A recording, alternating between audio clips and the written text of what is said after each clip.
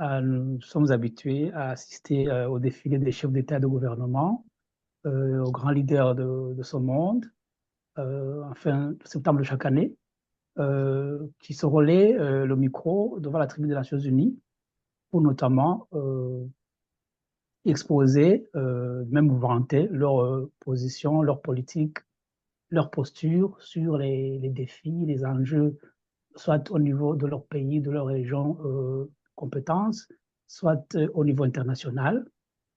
Mais il y a un aspect qu'ils ne vous diront pas, surtout pour les leaders des pays du continent africain, d'autres organisations internationales qui ont une compétence par rapport à cette région. Ils ne vous diront pas, par exemple, les conflits qui se déroulent sur le continent. Ils ne vous diront pas que, par exemple, toutes les 38 secondes, il y a une personne africaine qui meurt de faim. Ils ne vous diront pas non plus qu'aujourd'hui, comme chaque jour, il y a au moins une femme sur 10 qui est violée dans les camps déplacés autour de Goma. Ils ne vous diront pas non plus que dans la guerre meurtrière qui oppose les généraux au Soudan, que dans les camps déplacés, il y a au moins un enfant qui meurt chaque jour de malnutrition. Et pas mal de drames qui se déroulent sous nos yeux. Voilà ce tableau quelque peu incomplet, bien sûr, mais par rapport à notre émission d'aujourd'hui, nous voudrions justement revenir sur ces conflits. Pas seulement les conflits, mais aussi sur les menaces qui pèsent sur les États, mais surtout qui emportent des vies des citoyens. Nous allons nous borner sur la région des Grands Lacs, l'Afrique centrale. Nous parlons également de la région du Sahel et de la Corne de l'Afrique, parce que ces trois régions, à elles seules, cumulent trois quarts des conflits et des menaces qui traversent, mais aussi qui saignent le continent africain pour l'instant. Pour justement décrypter cette situation, mais surtout pour comprendre la dynamique qui est derrière j'allais dire la prépondérance et surtout la persistance dans le temps, même l'extension de ces crises, et surtout pour comprendre la logique des acteurs qui pêchent parfois par inaction ou par impuissance, si j'ose dire, mais on le verra bien. Pour comprendre ces aspects, nous avons invité trois panélistes de choc que je voudrais vous présenter et qui vont nous aider Thomas à cerner ce problème. Je voudrais passer ces panélistes pour qu'ils se présentent à vous. Je commence bien entendu par l'ambassadeur. Vous avez la parole. Merci beaucoup. Peut-être parce que je suis le plus ancien, hein. Sans doute. Ambassadeur, ma foi, ça on peut oublier, mais je suis le plus ancien. Je pense que Célestin est d'accord avec moi. Oui, il n'a pas Parce que bronché. Je vous pour le l'autre, confirme. c'est tellement évident pour le jeune. Oui. Voilà, vous saluez le public Donc, moi, je suis Jean-Marie. brièvement. On a 73 ans, 73 ans, comme on dit en Belgique et en France, et en Suisse aussi. Donc, vous voyez que je ne suis pas né hier. J'ai eu à observer la plupart des conflits qui ont malheureusement sévi dans notre région, la région des Grands Lacs. J'ai suivi de loin aussi, bien sûr, le conflit de la Corne de l'Afrique. Parfois de près, quand j'étais en poste en Éthiopie, je suivais tout ce qui se passait d'abord en Éthiopie, la guerre civile, puis en Somalie et au Soudan.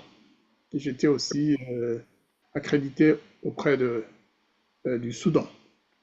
Et ensuite, bien sûr, le Sahel. Sahel, on suit de loin, mais aussi de près, parce que ça nous intéresse par rapport à l'ensemble de l'Afrique. Le Sahel, c'est une région clé. Une région clé, on en parlera tout à l'heure. Voilà. Merci. Merci, monsieur l'ambassadeur Jean-Marie Vianney d'Agijimana. J'allais ajouter à votre fiche de présentation, voilà, que vous êtes aussi écrivain ou essayiste. Voilà, voilà. Alors, je passe au suivant, le panéliste qui suit.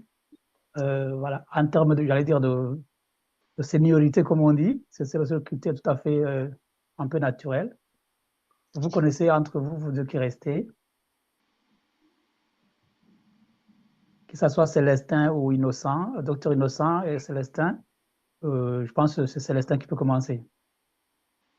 Merci, Denis. Merci beaucoup. Merci d'avoir introduit cette problématique des conflits qui déchirent notre continent à l'ouest, dans le nord-est et dans notre propre région, l'Afrique centrale. Mon analyse de ces situations, c'est que ces Oui, conflits... avant d'analyser, peut-être tu te présentes au public et puis nous allons revenir en détail. Ah, ok. Bon, je m'appelle Célestin, c'est Yumba Célestin. Je suis un ancien journaliste, un ancien diplomate, un ancien réfugié. Et je suis très heureux de participer à ce panel. Merci. Voilà, vous êtes aussi essayiste. Voilà, merci. Je passe au suivant, docteur Viluka, Innocent, vous avez la parole. Merci, Denis, de m'avoir invité et convié à ce débat, cet échange avec mes aînés. Je suis heureux de participer à cette discussion parce que j'ai, dans une autre vie, consacré des recherches universitaires à la problématique des conflits armés et surtout à l'aspect protection de la vie à travers ces conflits qui, pour la plupart, sont des conflits déstructurés, c'est-à-dire des conflits qui opposent soit la puissance publique à des acteurs privés, des rébellions ou, comme tu viens de l'évoquer, au Soudan, où c'est des généraux, c'est deux camps qui s'opposent et qui s'affrontent au Voilà. péril de la vie, des populations. Donc, je suis content de participer à ça. J'ai 60 ans.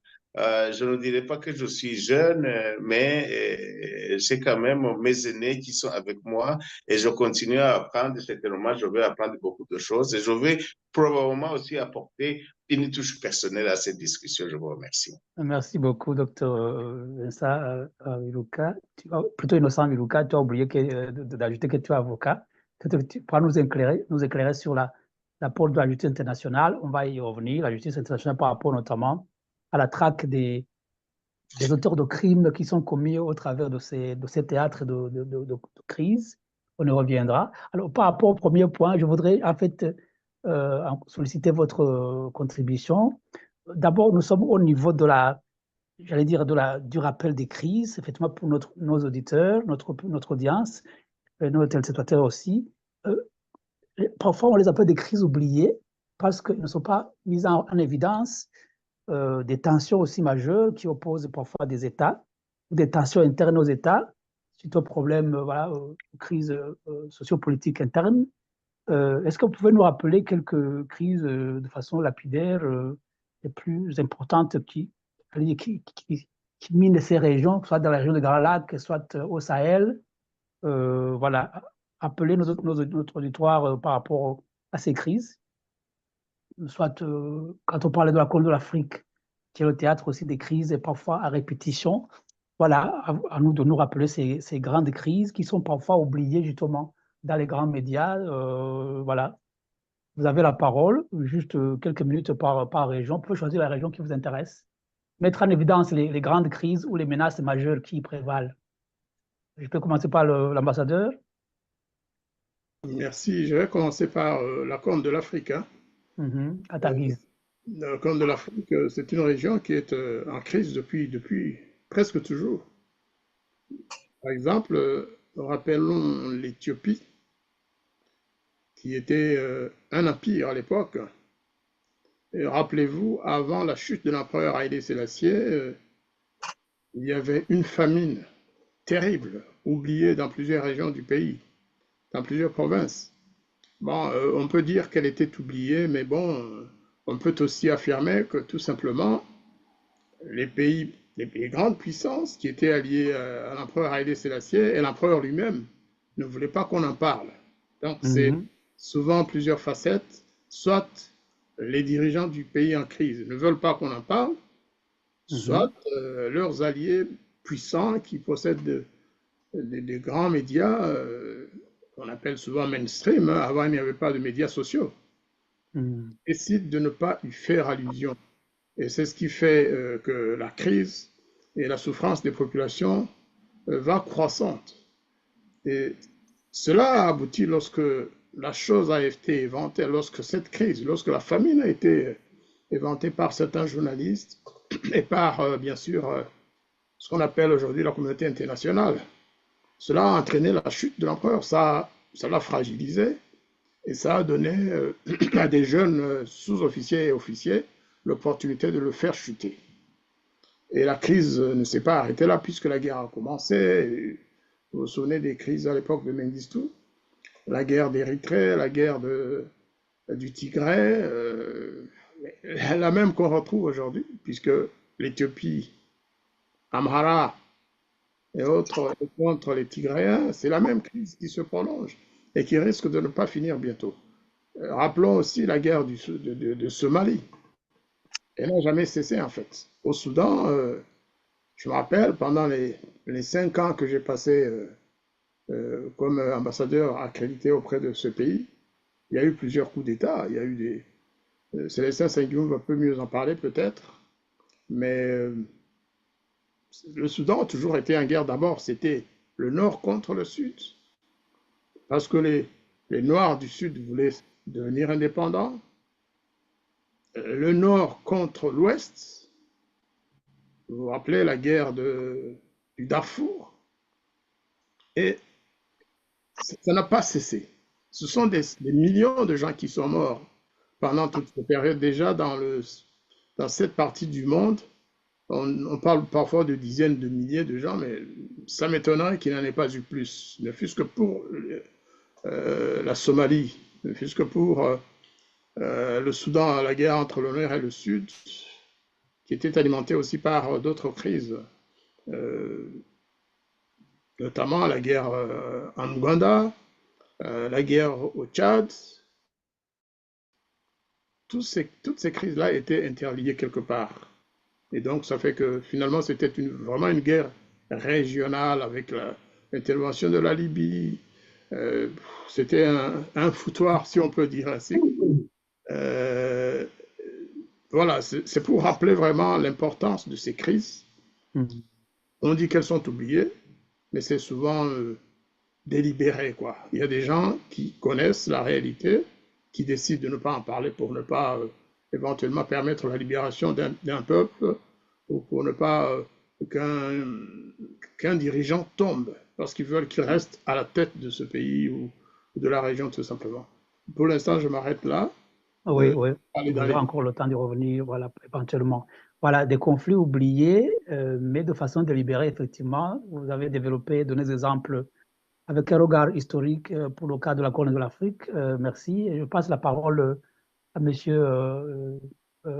Célestin Senghioumba. Merci, Denis. Merci. Moi, je voulais vous dire que toutes ces crises-là qui sont à l'ouest du continent, au nord-est du continent et dans le centre et ailleurs, ces crises plongent leurs racines dans le passé colonial, le tracé colonial des frontières. Comme vous le savez, comme tout le monde le sait, l'Afrique avait été divisée en territoires coloniaux voués à l'exploitation économique unilatérale. Oui, Célestin, oui, avant de développer effectivement cette origine que vous situez dans le passé colonial, pouvez nous rappeler quelques crises ou menaces majeures, soit dans l'une des 3 régions au choix, comme l'ambassadeur vient de nous rappeler la situation de la Corne de l'Afrique. Est-ce que vous pouvez nous rappeler quelques crises majeures et tensions dans la région de Grand Lac, par exemple, ou bien au Sahel? En quoi consistent les crises qui prévalent ou minent le Sahel, par exemple? Vous avez une idée éventuellement? C'est ce que j'étais en train de vous expliquer. Ok, ça va. Ces crises trouvent leurs racines dans le tracé colonial qui a créé des entités structurelles déséquilibrées. Des entités structurelles déséquilibrées. Par exemple, dans la Corne de l'Afrique, comme l'ambassadeur l'a rappelé, il y a un grand facteur qui s'appelle l'Éthiopie. L'Éthiopie était un grand pays, un pays millénaire, avec ses ressources et ses populations.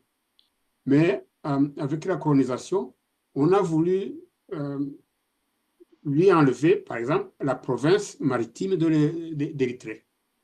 Pendant ce temps, côté est de la Somalie, il y a une province, une grosse province, cette province s'appelle Ogaden, qui est habitée par des populations somalies et que la Somalie voulait revendiquer comme étant un territoire somali, puisqu'il était habité par les populations somaliennes.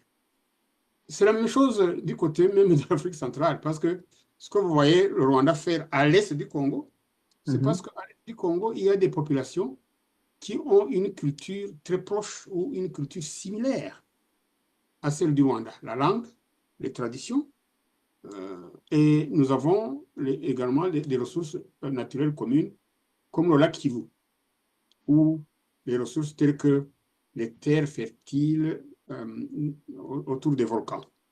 Ce sont là des ressources qui se trouvent en dehors de la portée des autorités et du Rwanda comme tel, puisque les frontières ont placé cette région au Zaïre ou au Congo aujourd'hui. À l'ouest du continent également, il y a le problème de ces pays sahéliens. Surtout les trois pays, le Mali, le Burkina Faso Le et Niger. le Niger. Ces trois pays sont des pays énormes. Ce sont des espaces énormes habités par des nomades, mais qui ont besoin des produits de consommation provenant de la côte. Et la région du Sahel est une région enclavée. Aujourd'hui, nous assistons par exemple à une situation assez difficile entre le Niger et le Bénin.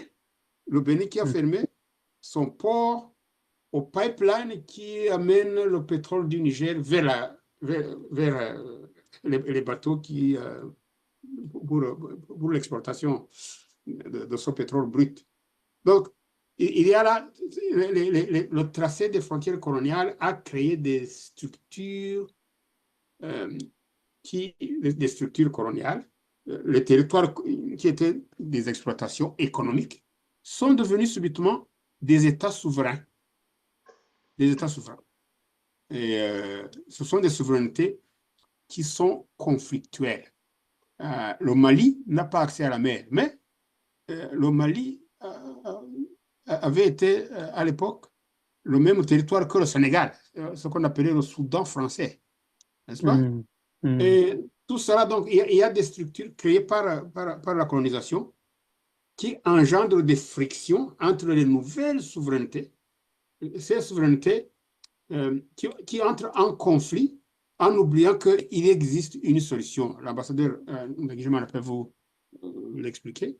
La solution consiste à organiser la coopération. La coopération. OK.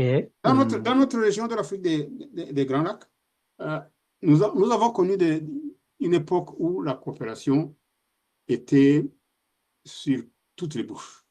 La tripartite. OK. Organiser une coopération de La manière CEPG. harmonieuse. Voilà. C'était harmonieux. Les Rwandais pouvaient aller au Burundi, ils pouvaient aller au Congo. Des Rwandais ont fait des affaires très fructueuses au Burundi.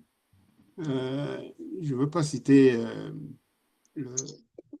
l'homme d'affaires qui vient de trépasser récemment, Rujugiro. Je ne veux pas citer Sebera, qui avait des entreprises de construction à Bujumbura. Et on avait ce droit-là de libre circulation des personnes et des biens et des capitaux. Et c'est ça la coopération. Aujourd'hui, quand le régime de Kigali a remis sur la table ses appétits pour les territoires situés à l'ouest de sa frontière occidentale, de sa frontière de l'ouest avec le Congo, la situation est redevenue conflictuelle et nous avons une crise humanitaire énorme, alors que la coopération pouvait résoudre ce problème. Quand je vous parle de coopération, je vous parle de la libre circulation des personnes. Je vous parle de l'élimination des frontières terrestres entre nos pays pour permettre à nos Ok. populations. Comme Alors, avant la colonisation, je vous parle de l'union douanière. Aujourd'hui, nous avons en Europe des pays qui s'étaient rentrés dedans très douloureusement et qui constituent aujourd'hui une union européenne. Les gens peuvent aller de Lisbonne à Berlin. On peut aller de Bruxelles à Rome sans aucune difficulté. Donc, nous avons affaire à des dirigeants qui n'ont pas la maturité politique nécessaire pour diriger nos États et pour organiser la coopération entre voilà. ces entités. Voilà. Je sais pas si je dois continuer, mais pour le moment, je peux céder la parole au médiateur. Voilà. Okay, voilà. Il va nous dire, notre docteur Innocent, il va nous dire que tu es d'accord avec cette thèse de tracé artificiel des frontières entre les États. C'était des entités effectivement coloniales qui ont été, j'allais dire, métamorphosées automatiquement en entités étatiques, alors que les réalités anthropologiques, identitaires, voilà, ont été escamotées par cette approche technique, voilà, comme des tracés sur papier, lesquels en réalité sur papier ne sont pas nécessairement, j'allais dire, transposables dans la réalité géographique, culturelle des pays. C'est une piste qui peut expliquer effectivement, une des pistes qui peut expliquer la source des conflits entre les pays. Est-ce que tu es d'accord avec cette thèse, ou bien est-ce que cette thèse aussi est valable pour le cas des conflits entre Touareg et les États du Sahel? Voilà, à toi la parole, docteur Innocent. Je suis entièrement d'accord avec la lecture que mon aîné Célestin Senyoum vient de faire sur la question du partage territorial des pays par la conférence de Berlin 1884, 1886, je pense. Mais c'est une question quand même qui avait été réglée lors de la... Il y a eu un conflit entre le Mali et le Burkina Faso. Ils se sont un peu rentrés dedans, mais ils ne se sont battus qu'un jour ou deux. Après, ils étaient tous les deux à court de munitions. Et après, ils ont mis le problème devant la justice. Et il a été rendu un arrêt tellement important qui a dit que qui a érigé un principe de droit, un principe sacré, l'intangibilité des frontières héritées de la colonisation. Pourquoi? Parce que tous les pays peuvent se réclamer d'une portion d'un territoire, du territoire d'un pays voisin. Tous les pays, les Rwandais peuvent dire qu'effectivement, il y a eu un moment où un monarque ou tel monarque avait pris une partie de l'Ouganda ou de l'actuel Congo ou de la Tanzanie, etc. Les Burundais peuvent en faire autant, le royaume Congo, arriver jusqu'en Angola, etc. Donc, il a été décidé que quand même, on va quand même s'en tenir au tracé, même s'il n'est pas parfait, et puis on va faciliter les relations et la vie entre voisins par ce que Célestin appelait la coopération, la libre circulation des personnes et des biens. Et on a parlé de la CPGR. Maintenant, moi, je pourrais dire que ceux qui évoquent cette question, c'est des pyromanes, c'est des fauteurs de troubles qui veulent prendre comme prétexte. Sinon, c'était un problème déjà réglé. Moi, j'ai des amis de Gisenyi qui me disent que l'essentiel de leur famille est dans le Rutshuru, et dans le Massissi. Hutu comme tous. Et ça fonctionnait tellement bien. Maintenant, si, par exemple, le régime de Kigali veut évoquer cette question, les historiens même montrent que finalement, est-ce que le royaume du Rwanda a occupé pendant combien de temps une partie du Congo? Ça, c'est une fausse histoire. Alors, ouais. je vais résumer sur cette question et plutôt parler des menaces qui persistent. Les menaces qui persistent, vous venez d'évoquer par exemple le conflit avec les Touaregs, le MNLA, le Mouvement national de libération de l'Azawad. Et déjà eux-mêmes, ils n'arrivent même pas à dire l'étendue de l'Azawad. Je pense que c'est tout le Sahel en fait. Il y a un problème très sérieux entre le sud du Sahel, que je dirais le sud du Sahel, les pays négro-africains noirs, et le nord du Sahel, donc le Sahara, en fait, et les pays arabes. Et donc, où il y a, en fait, il y avait des razzias qui nous ont apporté l'islam qui a été imposé par le glaive. Et j'ai vécu au Sénégal pendant 10 ans. En fait, on voit que même l'islam est teinté de sueur noire, si je puisse dire ça. Donc, la question religieuse qui nous a aussi amené une friction, notamment entre ces populations du Nord. Moi, un Marocain, il me disait à Dakar, les Marocains disaient, c'est bien, je suis content d'être venu étudier en Afrique. Comme si lui, au Maroc, ce n'est pas en Afrique. Donc, voilà. Donc, il y a cette question. Il y a la question aussi, par exemple, de l'islamisme radical. Rappelons qu'on a parlé du Soudan. Au Soudan, en fait, les Africains, les négro-africains avaient comme leader John Garang. Ils ont commencé leur conflit, leur guerre contre le Khartoum en 83. Ils étaient soutenus par qui? Ils étaient soutenus par les Américains parce qu'ils voulaient endiguer l'islamisme en disant que l'islamisme ne doit pas descendre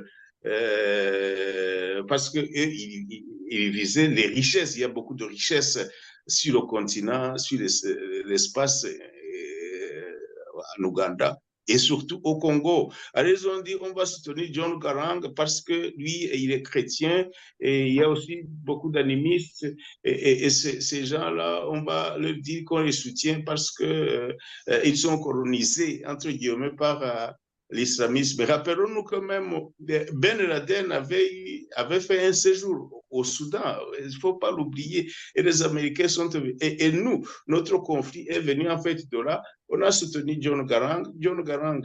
Et John Garang, pour le soutenir, on a aussi mis au pouvoir Museveni.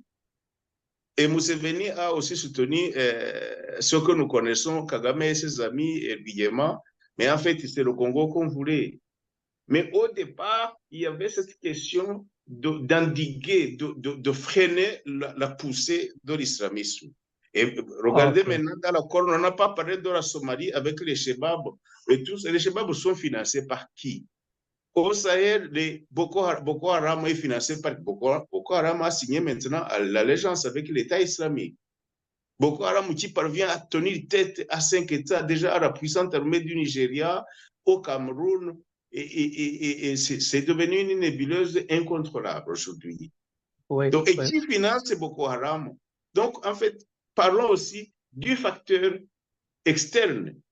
Les conflits existent, les zones de confrontation existent, des problèmes anthropologiques ou historiques existent, mais les conflits sont alimentés, activés par l'extérieur, pour des raisons religieuses, pour des raisons de pillage des matières premières, pour des raisons aussi de géopolitique. On ne sait pas sur quelle base les Américains apportent du soutien à tel ou tel acteur dans un conflit. On ne sait pas exactement comment le Tigré avait pu foutre en l'air l'ensemble de la cohésion éthiopienne. Je ne sais pas là où ils en sont maintenant. Mais il y a des soutiens extérieurs. Ce sont ces soutiens qu'il faut dénoncer et essayer, je ne sais pas comment, les acteurs qui sont dans ces conflits pourraient quand même se défaire de ces soutiens, de ces puissances et des pyromanes du système international. Merci beaucoup par rapport à cette dimension que tu apportes, effectivement. Donc, effectivement, il y a des conflits avec un arrière-fond idéologique, avec aussi cette dimension d'identité ethnique. Certaines communautés qui veulent, j'allais dire, soi-disant, prétexter ou bien brandir la dimension ethnique pour justifier leur velléité. On n'a pas touché à la Libye. La Libye peut être maintenant un cancer pour l'ensemble du nord de l'Afrique. Hein. Oui. En fait, la Libye, effectivement, c'est comme si la Libye est la source qui, par métastase, entre guillemets, fournit notamment des éléments, des groupes djihadistes disséminés dans le Sahel, pratiquement, surtout même les munitions qu'ils utilisent. Il paraît qu'ils s'alimentent à munitions à partir notamment du bourbier libyen. Même le recrutement, certains grands guerriers de l'AQMI, de la MNLA, de l'IGS aussi, tous ces groupes qui déstabilisent notamment le Mali, le Tchad, le Burkina Faso. C'est comme s'ils ont une base arrière et une source logistique au niveau de la Libye. Voilà. Alors, justement, pour faire jonction avec ce que vous venez de dire, vous les trois, je voudrais demander à mon collègue Patrick, il y a une vidéo effectivement qui parle de certaines différences. Docteur Innocent vient de nous parler de ces acteurs extérieurs qui soutiennent qu'il y ait des feux allumés par leur proxy dans nos pays, mais pas après. Personne n'intervient pour éteindre le feu. Voilà, des feux devenus inextinguibles, des feux inextinguibles. Voilà, on va comprendre un peu avec le professeur Bertrand Badi, français, par rapport à cette attitude de non-intervention de certains grands acteurs qui ont pourtant une autorité sur les acteurs locaux, les grands acteurs parfois externes à nos régions. Que j'appellerais la diplomatie de l'indifférence.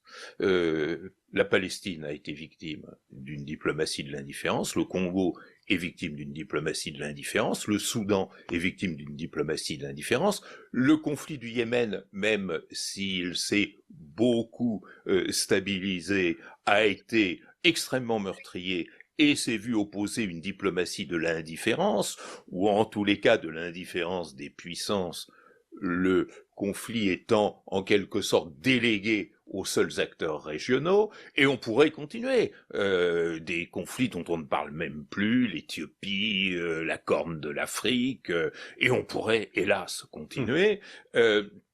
C'est une posture nouvelle, l'indifférence, c'est une posture qui, en même temps, est éthiquement suspecte, qui est politiquement désastreuse et qui est infiniment meurtrière. Donc, il faudrait pas faire un livre, mais un traité sur la politique de l'indifférence. Et surtout... c'est un prochain sujet pour toi de publication.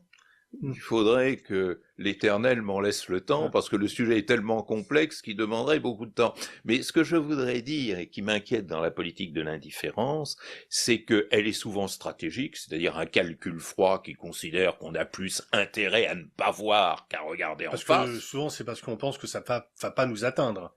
Alors, c'est une des composantes, mais il y a des conflits qui ne nous atteignent pas, mais dont on aime s'occuper, hein. Et puis il y a aussi cette dimension que je crois justement de plus en plus importante en relations internationales, qui est cette dimension subjective, qui est de l'ordre de la représentation. Ces gens-là ne sont pas comme nous. Moi, j'avais été très frappé le 24 février 2022 lorsqu'on voyait les premières colonnes de ces malheureux réfugiés ukrainiens qui quittaient Kiev parce qu'ils pensaient à l'époque que Kiev allait être conquis, et les commentateurs qui disaient « Regardez, ils nous ressemblent ». Bon. Ils ont les mêmes voitures que nous. Ils ont les mêmes voitures, voilà la fameuse phrase, et puis ils ont la même peau, etc. Je crains que concernant des conflits comme le Yémen ou le Congo pourrait intéresser parce que c'est un sous-sol riche, mais fondamentalement, Au Congo aussi, c'est que celui qui derrière anime un peu la conflictualité, Paul Kagame a un peu un statut d'intouchable en France. Oui, alors que c'est le Poutine africain. C'est doublement le Poutine africain, d'abord par la nature du régime rwandais, qui est extrêmement autoritaire et dictatorial, et ensuite parce que il rêve, tel Poutine, d'annexer un voisin qu'il perçoit comme plus faible. Alors la différence... Voilà, tout est dit par rapport à cet éclairage, à cette lecture du professeur Bertrand Badi, qui est spécialiste aussi des relations internationales. C'était diplomatie de l'indifférence, mais une indifférence qui n'est pas neutre. Une indifférence active. Voilà, il y a un calcul froid, calcul froid derrière, délibéré, comme d'ailleurs l'ambassadeur Jean-Marie l'a bien cité, l'a bien évoqué. Donc c'est comme s'il y a des crises pour lesquelles ils ont, j'allais dire, une préférence pour lesquelles, en tout cas, ils voudraient s'engager, mais des autres, ils ferment les yeux parce qu'effectivement, il n'y a pas un enjeu stratégique pour eux. Et c'est triste parce que derrière ces crises, il y a des vies humaines qui sont sacrifiées. Je voudrais vous entendre parler par rapport, parce qu'on doit avancer un peu. Donc, votre regard critique sur les capacités de nos États à gérer ou à limiter les dégâts par rapport à ces crises. Il est vrai, nous pouvons condamner les acteurs externes. Je suis d'accord avec vous. Il y a des gens qui activent derrière les rideaux, qui allument le feu, ou bien qui sont des parrains, pour ainsi dire. C'est ça, parfois la terminologie qu'on utilise. Des parrains qui utilisent des proxys. Donc, je voudrais vous entendre parler. Est-ce que nos États, nos institutions dans nos pays, que ce soit, vous avez évoqué notamment le Mali, le Burkina Faso, le Niger, le Congo-Kinshasa, le Rwanda, l'Ouganda, l'Éthiopie, l'Érythrée, la Somalie, le Soudan, mais vous avez oublié aussi de mentionner le Sud-Soudan, qui a pris son indépendance, qui a arraché son indépendance du Soudan en 2011, si je m'abuse, le Sud-Soudan. Même l'Érythrée, effectivement, a dû batailler pour pouvoir s'affranchir de l'Éthiopie. Je pense en 1993, l'Érythrée. Alors, vous voyez qu'il y a de nouveaux États, effectivement, qui entrent en scène. Que ce soit ces nouveaux États et par rapport à ces crises, mais on n'a pas même mentionné l'enjeu migratoire, parce que la Corne de l'Afrique, notamment la Corne de l'Afrique, surtout Djibouti, c'est aussi la porte d'entrée, même le poste de contrôle des flux de réfugiés, de sortie, notamment les Africains qui veulent migrer vers le Yémen ou les pays arabes, donc plutôt des Émirats arabes unis, et puis les postes de contrôle par rapport aux flux commerciaux sur la mer.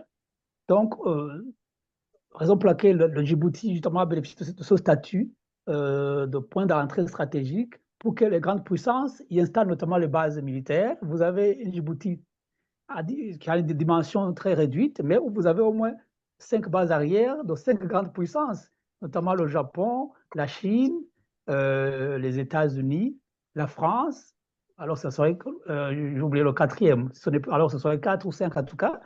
Voilà donc ces enjeux. Est-ce que nos États qui subissent diverses pressions, qui traversent les crises, est-ce que vous les voyez vraiment avec des capacités de gérer, de tenir tête face aux crises, y compris même les crises liées au choc climatique, les inondations, voilà, les sécheresses notamment qui ravagent le bétail, même qui ravagent les cultures, qui sont notamment la base des crises de famine, en particulier dans la Corne de l'Afrique, où vous avez au moins toutes les 38 minutes, non, 38 secondes, une personne qui meurt de faim. C'est toutes ces choses qui est très, très prolongée dans cette région de la Corne de l'Afrique. Est-ce que nos États vraiment ont des capacités de gérer, de tenir tête face à ces crises-là? Ou bien ils sont affectés ou fragilisés par ces crises? Vous avez la parole, je commence par l'ambassadeur Jean-Marie. Merci beaucoup. La famine, comme je l'ai dit, elle est prégnante en Afrique, dans plusieurs pays. C'était le cas de l'Éthiopie. Aujourd'hui encore, il y a des cas de famine dans plusieurs régions ou provinces de ce pays. Sur le Sahel. Mais la famine au Sahel, c'est aussi vieux que le monde, hein, parce que le désert, de toute façon, c'est ça aussi. Le manque d'eau, la chaleur qui tue et qui provoque notamment justement des guerres, de razzias, pour nourrir la population, de se nourrir soi-même. Alors, il y a un petit point sur lequel je voudrais apporter une petite correction. C'est s'agissant du principe d'intangibilité des frontières héritées de la colonisation en Afrique. Ça a commencé avec la charte de l'Oyoa, en fait. Donc, le Mali et le Burkina, c'est plus tard, hein, c'est à l'époque de Moussa Traoré, je pense, avec Sankara, les souvenirs sont bons. C'est-à-dire que le procès a rappelé en fait le principe qui existe depuis la création de l'OIWA, oui. Oui, entre-temps, il y avait eu d'autres crises, hein, vous savez.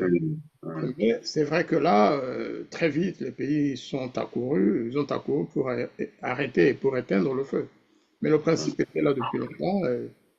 Alors, il y a ça, pour que nos auditeurs sachent que ça a commencé depuis En fait, dès la création de l'OUA, dès la signature de la charte et des outils complémentaires, hein, c'est un principe qui a été absolument considéré comme incontournable si on veut garder la paix en Afrique. Mais on ne peut pas oublier non plus que l'Afrique, comme le disait l'autre, c'est comme cette fille violée qui est engrossée, qui fait des enfants, et puis l'engrosseur, le violeur, qui est rentré chez lui, c'est-à-dire les anciens colonialistes, revient de temps en temps pour marauder un peu, pour dire, tiens, tu étais mon amante à l'époque, je t'ai violé, je t'ai fait des enfants, maintenant je reviens, alors, en oubliant que l'Afrique a peut-être eu d'autres alliances avec d'autres, voilà. C'est ça aussi, n'oublions pas non plus la période de la guerre froide. L'Afrique a été en émoi pendant au moins 3 décennies, après les indépendances, à cause de la guerre froide, la guerre que se menaient les grandes puissances occidentales et l'URSS. Chacun voulait avoir une portion de territoires africains qu'il pourrait contrôler. L'URSS s'est battue diplomatiquement et même parfois militairement contre les pays occidentaux. Il y a eu Cuba qui était le supplétif de l'URSS, parce que Cuba ne voulait pas occuper des pays, mais Cuba venait parce que l'URSS lui demandait. Notamment aussi pour la libération de l'Afrique, quand même, il faut donner du crédit au rôle et au travail fait par l'URSS en faveur de la décolonisation.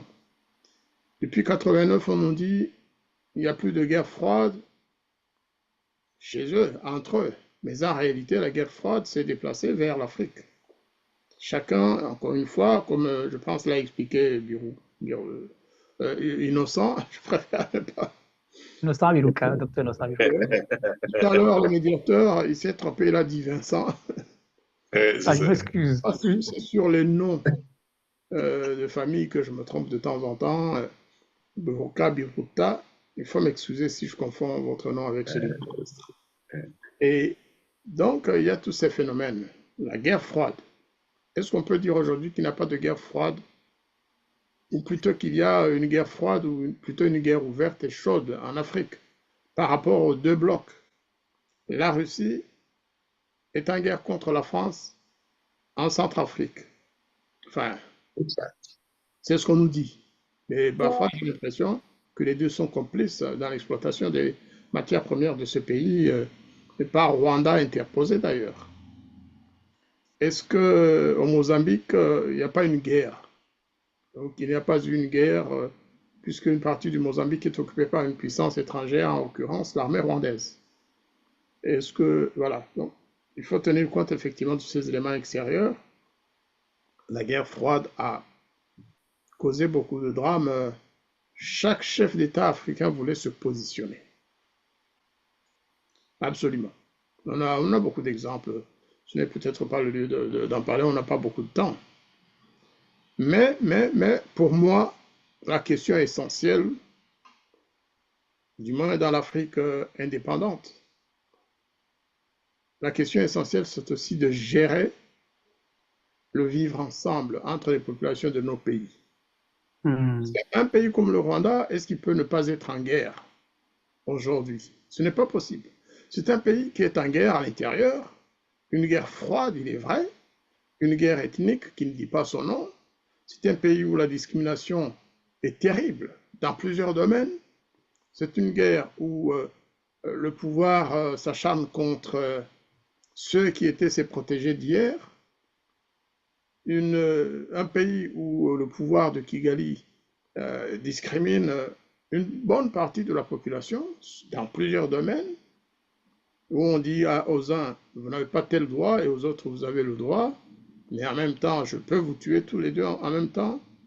Et dans une situation de tension permanente, le régime du président Kagame cherche une solution pour faire oublier ce qui se passe à l'intérieur.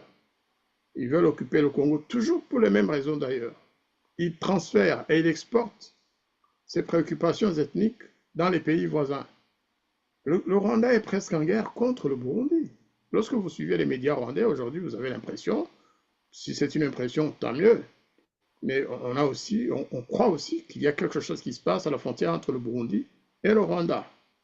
Une guerre larvée. Un pays, le Rwanda, qui envoie des troupes au nord et au sud des deux provinces du Kivu. Vous comprenez que, oui, c'est vrai, on parle de pillage des matières premières. Mais même s'il n'y avait pas de matières premières à exploiter aujourd'hui, il y en aura demain, il y en aura après-demain. Le Rwanda chercherait quand même à éteindre le feu intérieur par sa proximité ethnique avec malheureusement les populations des pays voisins. C'est un grand problème on peut arrêter la guerre du Congo en signant des trêves.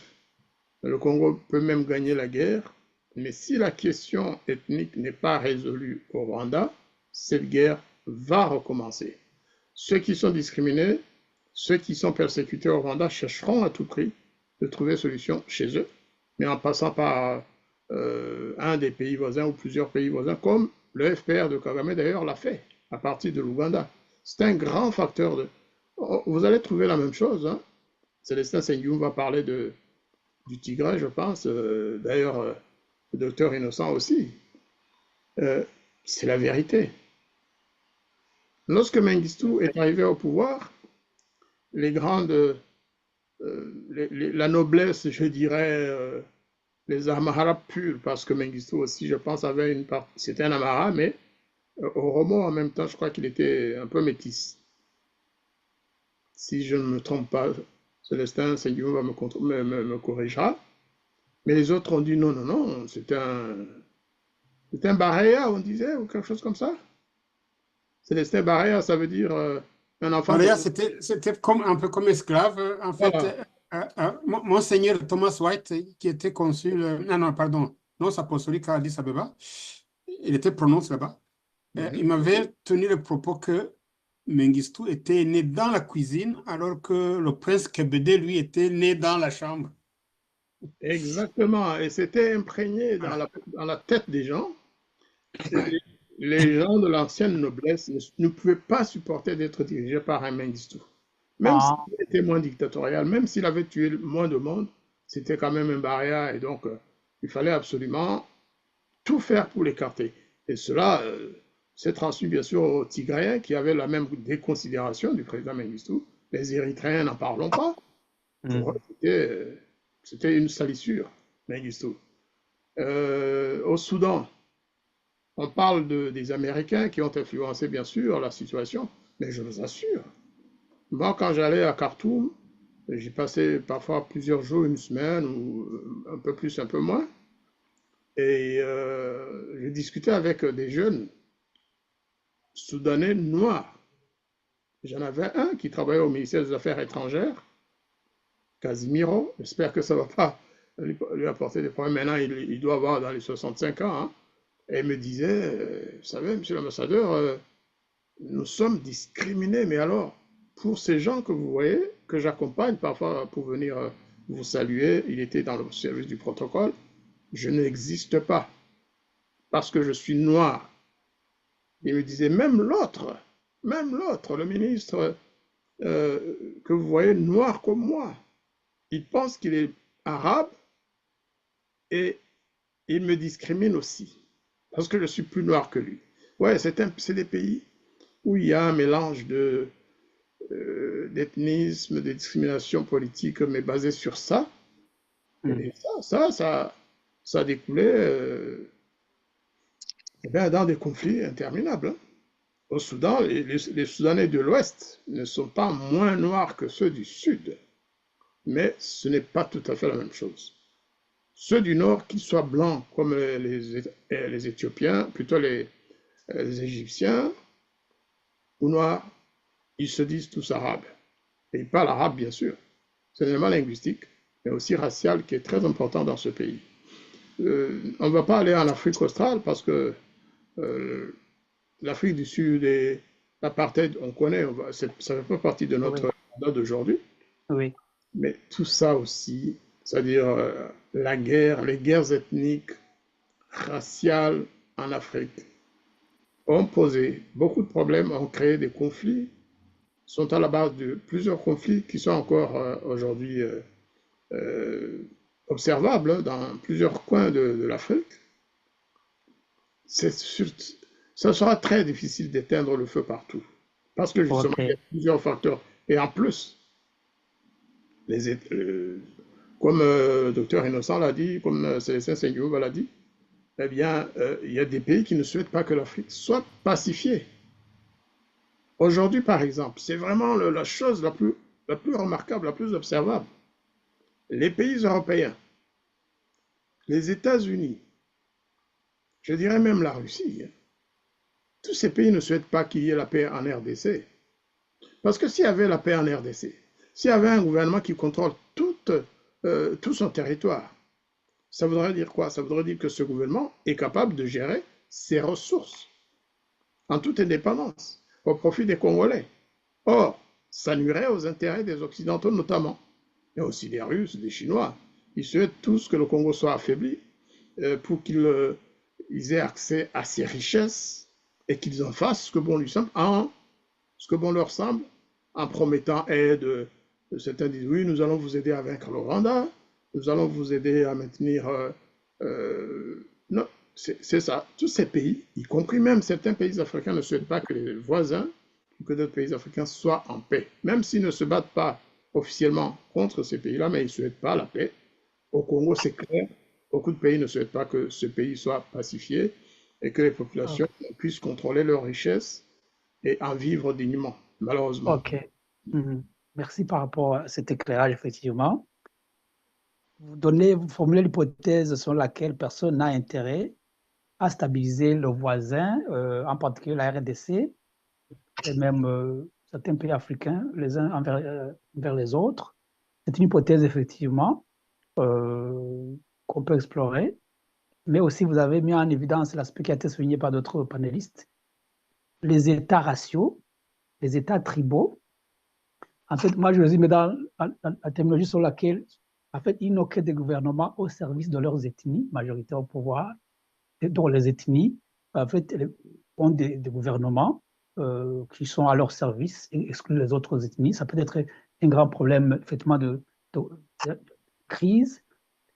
Est-ce que, justement, le fait que nos États soient, j'allais dire, prisonniers de ces identités ethniques, ne parviennent pas à embrasser la vision, j'allais dire même, voilà, la vision des États protecteurs qui peuvent, voilà, respecter le contrat social dans la philosophie de Rousseau, de Hobbes. Donc, les États qui ont le mandat régalien de protéger les citoyens, lesquels citoyens aussi délèguent, donnent leur confiance dans les mécanismes institutionnels mis en place, les régulations, et concèdent une partie de leur liberté parce que l'État va gérer leur sécurité, mais aussi redistribuer la production qu'il a organisée pour l'intérêt du bien commun. Est-ce que cet État, justement, basé sur le respect du contrat social, ces États qu'on avait dans l'imaginaire, peut-être théorique, philosophique, est-ce que vraiment vous avez même évoqué, j'allais dire, les réflexes historiques, j'allais dire le fait que nos États sont victimes de ces tracés des frontières héritées de la colonisation. Est-ce que l'État vraiment fonctionne de façon efficace dans ces pays qui sont ravagés par les conflits? Voilà, vous avez donné le cas de la RDC, vous avez donné le cas de la Somalie, surtout pour la Somalie, même le Soudan. La Somalie, on peut parler d'un État relativement désintégré. La Libye aussi, il est presque désintégré. Est-ce que ce concept d'État fonctionne encore dans ces États qui sont fragilisés de fond en comble par les conflits et les identités ethniques, les conflits violents? Vous avez la parole, Dr Vincent Viluka. Innocent. J'ai dit Vincent, je m'excuse. C'est Dr Innocent. Alors, moi, je dis, la question qui était posée au départ, c'était de savoir si nos États ont la capacité d'absorber ces conflits et oui, de... y compris les conflits à connotation ethnique, Voilà, justement, identitaire, voilà. voilà. Moi, je dirais tout simplement que déjà par rapport au profil des chefs d'État qui sont là, regardez au Rwanda, Paul Kagame, il a quel bagage intellectuel pour comprendre. Vous êtes en train de parler de Rousseau, de Hobbes, qui ont défini la nature de l'État et les aspirations et les missions essentielles, vitales. Lui, il a pris au pouvoir par les armes, tout simplement, et puis il le gère avec qui il choisit ses partenaires pour gérer et garder son pouvoir, pour son intérêt et l'intérêt de son. Tu vois, moi, je peux même parler même du Congo. Lorsque Tshisekedi a constitué le Parlement, on a vu les Louba, ils sont combien dans ce Parlement de 500 et quelques. Quand même, c'est assez. Et même pourquoi est-ce qu'il a confié la présidence du Parlement à Vital Kamerhe? C'est probablement parce que puisque Vital Kamerhe était un grand notable à l'Est qui peut aussi amener dans le cocon du pouvoir des grandes voies de l'Est. C'est pas parce que il est le meilleur, c'est pas parce que. Pourquoi est-ce que Jean-Pierre Bemba a quitté le poste de vice-premier ministre et ministre de la Défense? C'est qu'on lui a donné un autre poste. Kofi Olomide a posé cette question. Est-ce que c'était une sanction? Pourquoi est-ce qu'on ne l'a pas limogé du gouvernement s'il n'a rien fait comme ministre de la Défense? Parce qu'il y a des équilibres. Celui qui est au pouvoir, il cherche tout simplement toutes les stratégies pour rester là. Et il va coopter des personnages qui vont juste l'aider à rester au pouvoir. Maintenant, la demande sociale, comme la demande sociale, elle est de plus en plus exigeante. Les gens, maintenant, ils ont Internet dans la poche. Ils savent qu'ils ont droit à mieux vivre, qu'ils ont droit à être mieux traités, qu'ils ont droit à un boulot, qu'ils ont droit à manger au moins une fois par jour. Donc, ils mettent aussi la pression sur les pouvoirs qui n'ont plus de moyens, et même d'assurer, si je puis dire, les affaires courantes. Est-ce que vous pensez que quelqu'un comme Paul Kagame peut avoir le courage et même la force de mettre sur la table le débat sur la question des ethnies? Parce qu'il sait que tout simplement, s'il met sur la table ce débat, le peuple peut lui rappeler que c'est lui qui a exacerbé la question ethnique, qu'il l'a instrumentalisé, qu'il vit que son pouvoir n'est basé que sur ça. Donc, il y a des problèmes sociaux, des problèmes historiques, des problèmes de coexistence entre les ethnies qui sont tellement difficiles, qui ont été instrumentalisés pendant longtemps. Et maintenant, on va faire quoi? On fait comment malheureusement, les partis uniques disaient tous les problèmes sont finis. À l'époque du MRND, on disait, dans le manifeste du MRND, on disait que son objectif, c'était de liquider définitivement les séquelles de la haine et de la division, et que c'est terminé, on est tous les mêmes. En fait, on passe au-dessus des problèmes. Les problèmes sont entiers, les problèmes existent. Et ceux qui sont au pouvoir, les équipes qui sont au pouvoir, le chef, il adopte toutes les stratégies possibles et imaginables, juste pour se maintenir au pouvoir et laisser la patate chaude à ceux qui vont le suivre. Donc, les problèmes sont entiers. Si tu vois au Libéria, par exemple, la pauvreté qui est là au Libéria, parce que la guerre s'est arrêtée, il y a le pouvoir qui est là, mais les gens sont tellement pauvres. Et même la fin de la guerre n'a pas changé le quotidien des populations. Donc, les problèmes sont là, les problèmes sont entiers. Merci, docteur Innocent. Je voudrais donner la parole à notre collègue, notre panéliste Célestin Senyumva, qui devra nous quitter dans quelques minutes. Voilà, Senyumva, vous avez la parole. Vous pouvez aussi effectivement parler de quelque peu avant de partir, avant de votre propos, sur ces rivalités géostratégiques voilà, qui utilisent des acteurs voilà, interposés pour allumer le feu.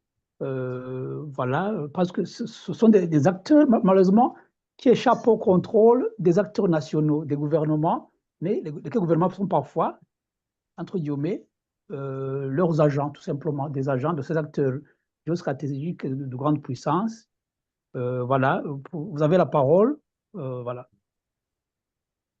Denis, en parlant de facteurs géostratégiques, je voudrais parlais de souligner, rivalité, voilà, les rivalités géostratégiques je entre voudrais souligner, voilà, que nous avons dans nos pays des potentats qui sont mal inspirés ou alors mal conseillés. Par exemple, aujourd'hui, ce que le Rwanda fait à l'est du Congo ne répond à aucune logique possible. Le Rwanda est une enclave, c'est un réduit territorial dont la paix et la sécurité sont paradoxalement à trouver dans la coopération avec tous ses voisins.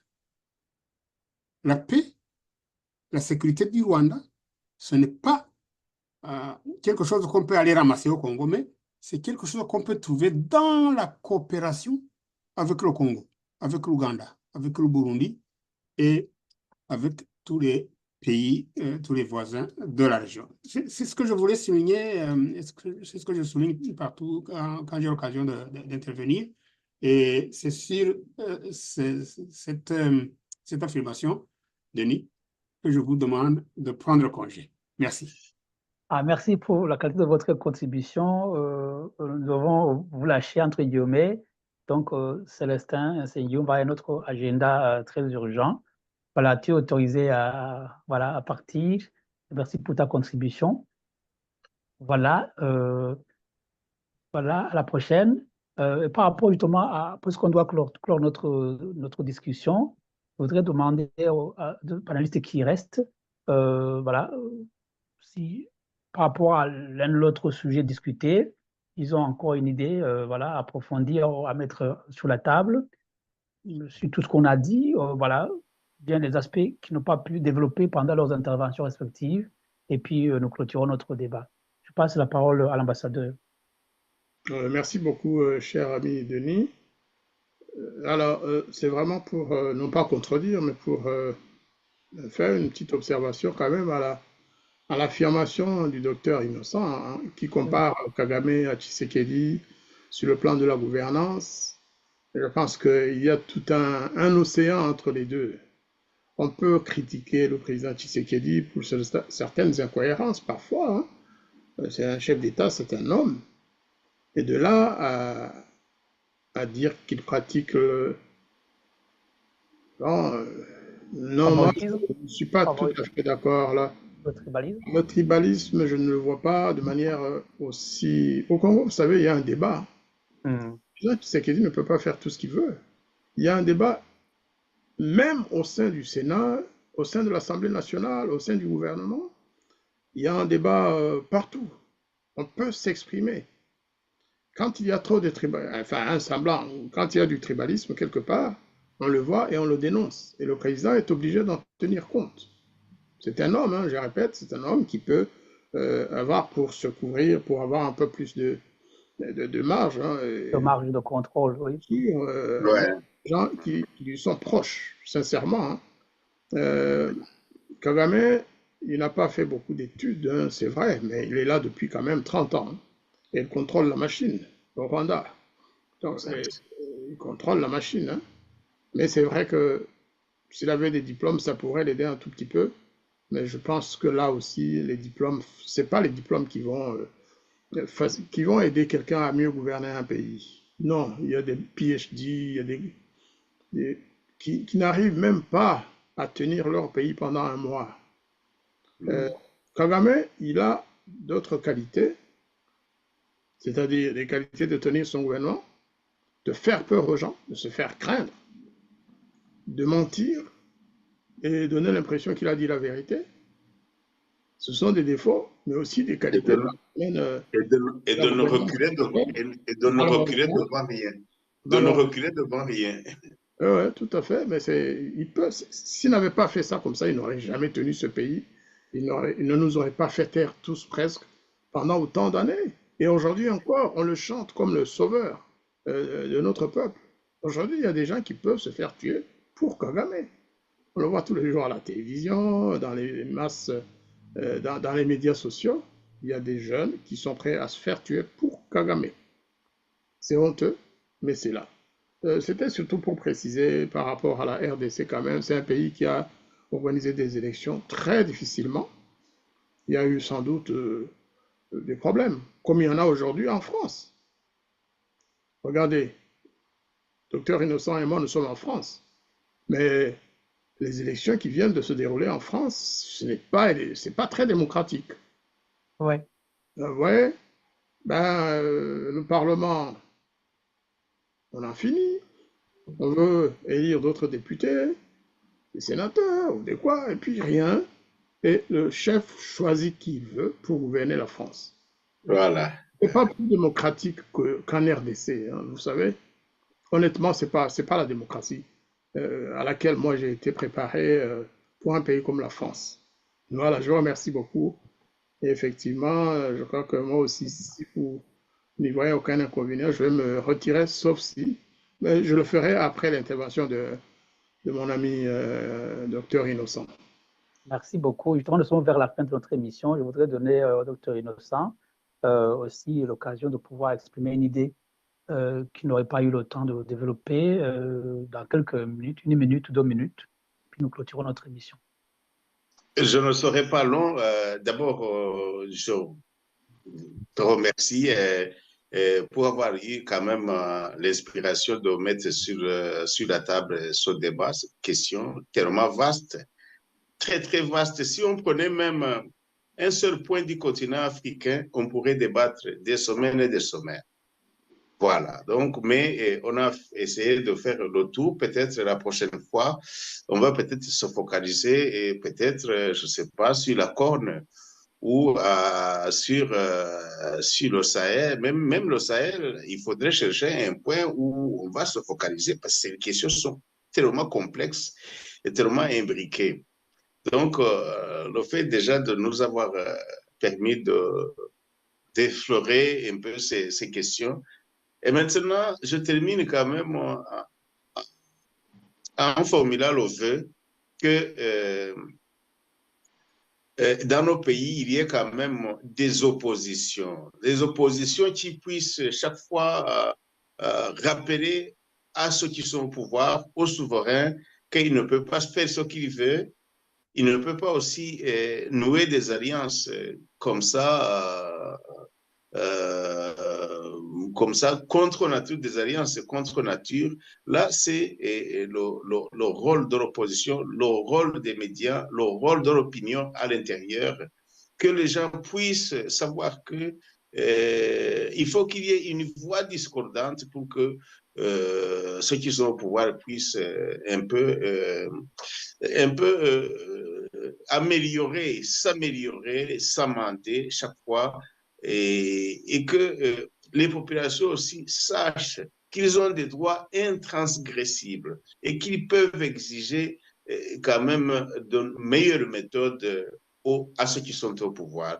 Donc, c'est le rôle des médias, c'est le rôle de l'école, c'est le rôle aussi des familles, que les Africains sachent qu'ils peuvent aussi, en se mettant ensemble et en n'en démordant pas sur les principes, exiger que le souverain puisse améliorer ses méthodes. Je vous remercie.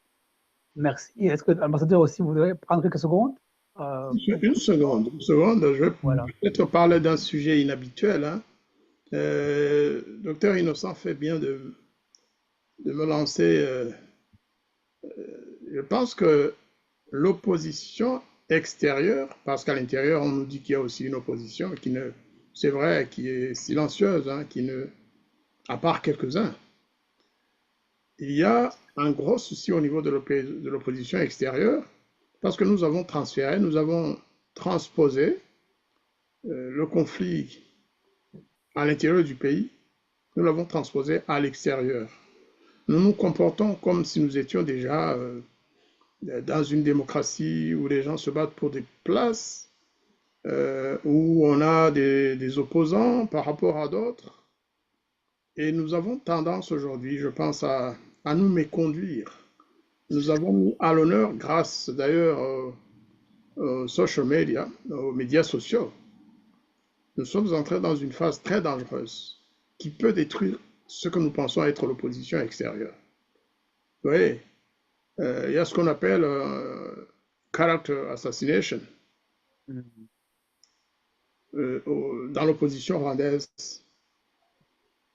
Il y en a qui se sont spécialisés pour essayer de détruire leurs camarades. Voilà. Sur les chaînes YouTube, et au lieu de mener des discussions et des débats comme celui que nous venons de faire, ils sont là pour insulter leurs camarades, pour critiquer tel parti, pour critiquer ou insulter Victoire Ingabire qui est au pays, pour insulter Paul Rusesabagina, pour insulter Innocent ou d'autres.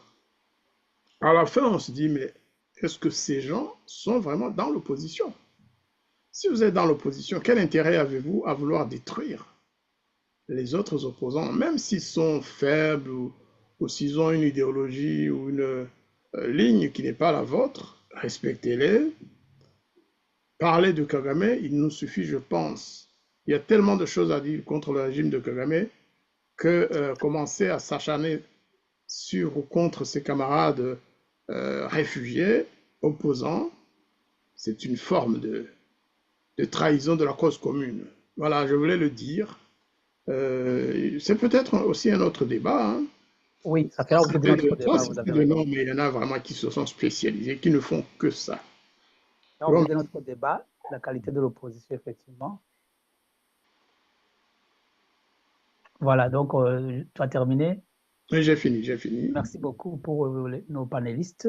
Effectivement, alors que nous tapons sur les acteurs externes ou internationaux qui ont un rôle indirect ou direct dans les crises et les conflits qui déchirent l'Afrique, alors que aussi nous avons déploré la fragilité de nos gouvernements qui ont du mal à contenir, si pas à gérer de façon civilisée les crises, ou des gouvernements qui semblent servir leurs ethnies au pouvoir, alors que nous avons aussi déploré qu'effectivement les crises qui se déroulent en Afrique sont victimes d'une indifférence, une diplomatie de l'indifférence. Il est temps, effectivement, comme vous venez de le souligner à la fin, il est temps que ces États traversés par les crises puissent aussi faire entendre les voix de l'opposition, mais aussi une opposition qui soit bien organisée, crédible, soudée, pour que cette opposition puisse servir d'alternative, donner des solutions alternatives par rapport à la gouvernance robuste que nous voulons dans ces États. Voilà, surtout pour rebâtir des États qui puissent assurer la protection de leurs citoyens plutôt que de les laisser à l'abandon ou à la merci des différentes crises. Voilà, il est temps de remercier tout le monde, surtout nos panélistes, mais aussi le public qui nous a suivis. N'hésitez pas à nous partager vos commentaires, liker nos émissions, vous abonner à la chaîne. Je vous dis à la prochaine sur votre radio-télévision du Renouveau. Merci.